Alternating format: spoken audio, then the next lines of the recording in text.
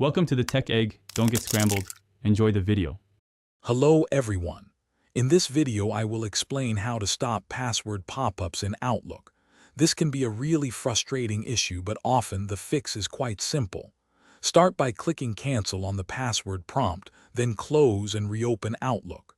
Sometimes a quick restart is all it takes. Next, navigate to your Outlook account settings and make sure the option to remember your password is enabled.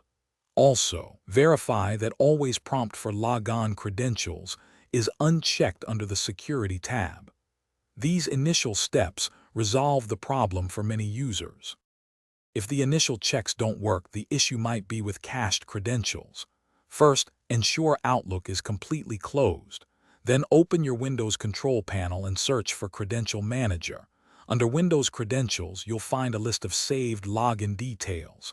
Look for any entries that mention Outlook, Microsoft Office, or your email address. Carefully remove all of these entries. After clearing them, restart your computer. When you open Outlook again, you will be prompted to enter your password one more time, but it should then save correctly. For more persistent issues, we need to try some advanced troubleshooting. Make sure your Outlook application is fully updated to the latest version, as this often resolves underlying software bugs. If the problem continues, try creating a new Outlook profile, as a corrupted profile can cause constant password prompts.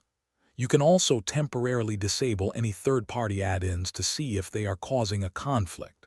For Microsoft 365 users, a specific registry edit can force Outlook to use modern authentication, which can prevent these pop-ups. Finally, let's cover some important checks and preventative measures. If you've recently changed your email password, remember to update it within Outlook's account settings.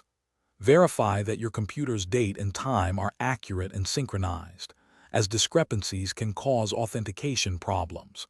A stable internet connection is also crucial for Outlook to connect to mail servers without interruption.